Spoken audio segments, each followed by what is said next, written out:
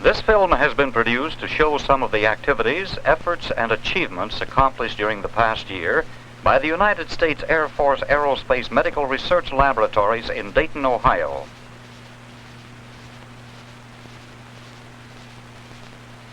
Prior to actual ejection from a high-performance jet aircraft, the stability of the seat must be determined. The seat is loaded aboard a cargo aircraft from which it will be dropped, occupied by a parachutist who had participated in its design.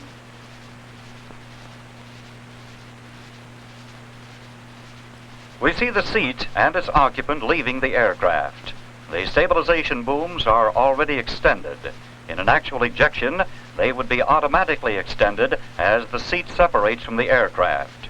Red signal smoke generators are mounted on the booms for the purpose of facilitating photographic recording of this test. Observing the descent of the seat from the ground, we see the drogue parachute deploying at 15,000 feet, or 4,600 meters. The main parachute starts to deploy, but in this particular test, it collapsed partially. The subject received an opening shock estimated at 16.5 G and lost consciousness.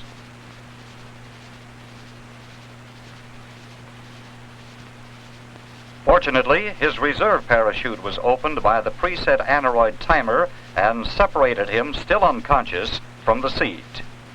He regained consciousness a short time before landing and can be seen to be none the worse for his experience. Here we see the successful result of the preceding stability test and many others like it. This is an actual live ejection of the new seat made from an F-106 aircraft flying at 22,000 feet at a speed of 535 miles per hour.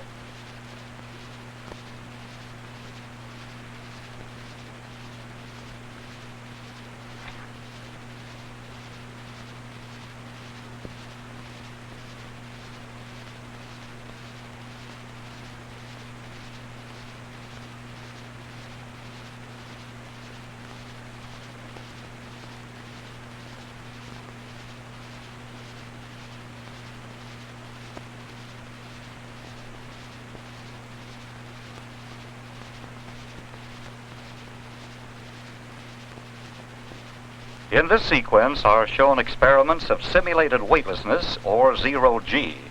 To produce this weightless state, an aircraft, in this case a Convair C-131, is flown through a Capillarian trajectory. Starting at 12,000 feet, the aircraft goes into a 10-degree dive until a speed of 250 knots is reached. After a pull-up at 2.5 G, a 35-degree climb results in 15 seconds at 0-G. The maneuver ends with a 35-degree dive and pull-out at 10,500 feet. In these experiments, you can see the disorientation resulting when an animal is suddenly placed in a weightless state. Cats, when dropped under normal conditions, will invariably rotate their bodies longitudinally in midair and land on their feet. This automatic reflex action is almost completely lost under weightlessness.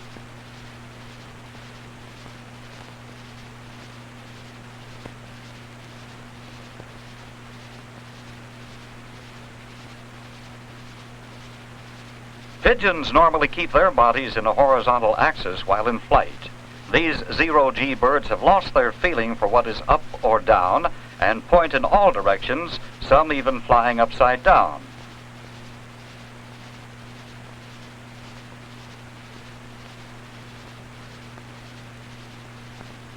Muscular efforts required for functioning in the normal gravitational field of the Earth will be greatly reduced in prolonged periods of reduced or zero gravity as encountered in orbiting or space vehicles.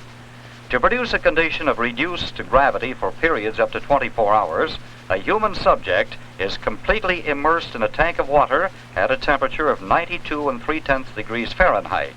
A helmet modified to permit intake of liquid food is worn. The subject attaches himself to the bottom of the tank to prevent his rising to the surface.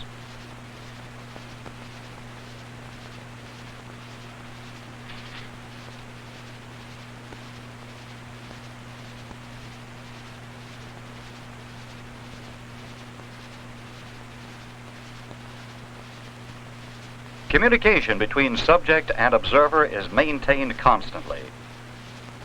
The subject has now completed his 24-hour run, and after removal of his rubber suit will be subjected to several cardiovascular stress tests. Control values for these tests had previously been obtained. The tilt table test is one of the most sensitive indicators of the cardiovascular status.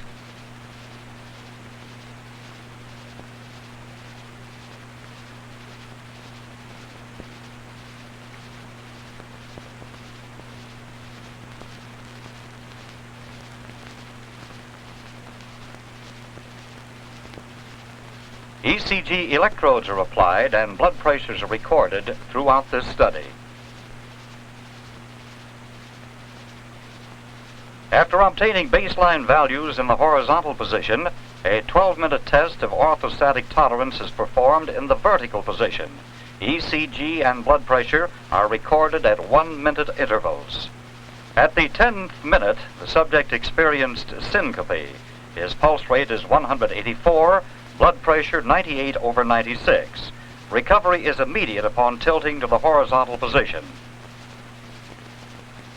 Next, the subject undergoes accelerative stress studies. Cardiovascular function studies are combined with psychomotor performance tasks to estimate arm strength and coordination under dynamic conditions. Heart rate is monitored. The test terminates when the subject fails to respond to the center light, indicating loss of central vision. The heat chamber test is another very sensitive and reliable indicator of cardiovascular capability. Tests are discontinued if the pulse rate reaches 150.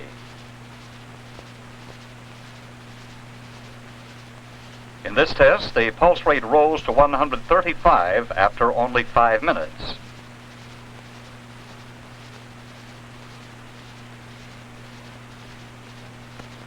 At 7 minutes, it stood at 145.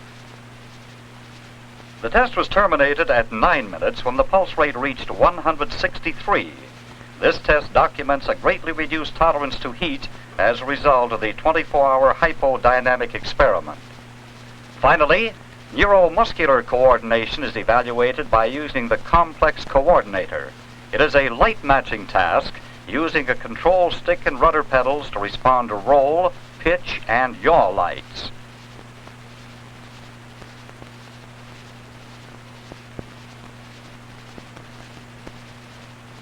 The final score is an average of successful adjustments made during 10 successive 2-minute runs.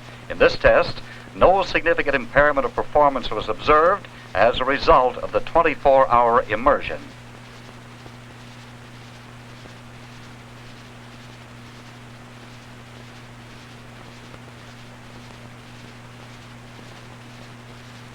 The vertical deceleration tower is used to study the effect of impact on man and laboratory animals. The platform, which is being raised by a hoist, has a free fall distance of up to 30 feet and peak accelerations up to 75 G can be produced.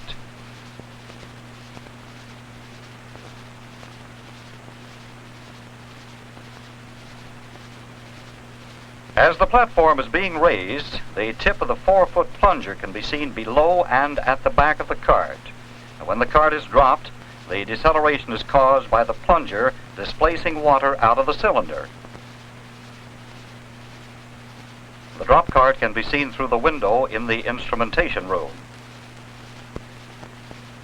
Now, when the subject is ready to be dropped, the project engineer presses the release button and the cart drops. The instruments record the accelerations and other physical data.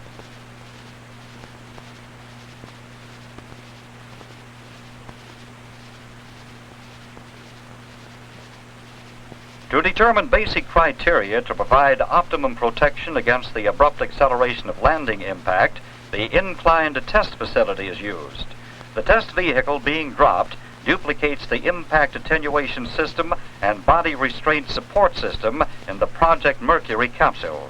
This apparatus consists of a simulated heat shield, a body support and restraint frame, and columns of crushable aluminum honeycomb to attenuate the impact.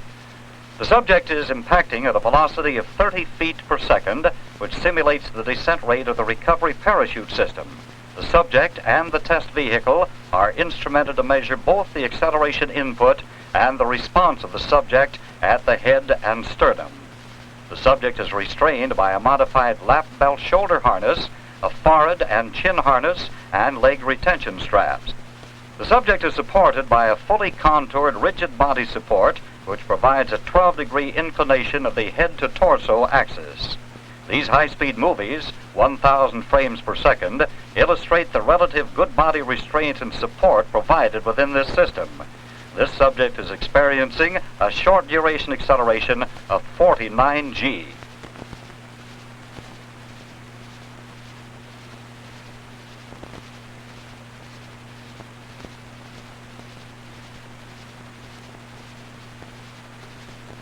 This vehicle is descending at a rate of 20 feet per second with a horizontal velocity of 20 feet per second. The experiments were conducted within the past year as a part of a research program to study the landing impact problems associated with the B-58 emergency escape capsule. They serve to illustrate the scope of the landing impact problem and the capability of the inclined test facility.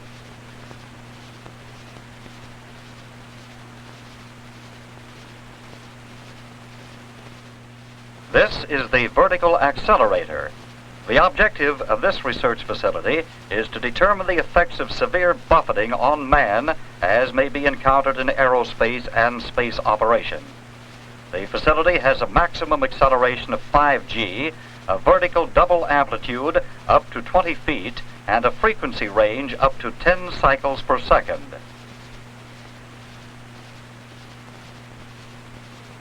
A performance test is being conducted by the subject being vibrated. Random movements are being programmed into the equilibrium chair, and the subject must correct these movements to maintain a zero position. A blindfold is used to eliminate the visual input to the subject's sense of equilibrium. The difference between the programmed movement and the correction is a measurement of the subject's ability to perform.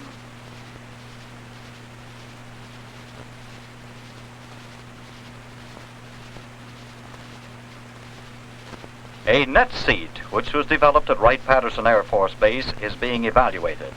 The vibrations are in the vertical direction, and the amplitude is increased at a given rate until the subject indicates that he's reached tolerance. At 4 cycles per second, a natural frequency of the manned seat system is shown. You will note the excessive movement of the abdominal and pelvic region. At higher frequencies, the movements of this region are reduced. Research in bioastronautics is continuing at the Aerospace Medical Research Laboratories in support of the space age.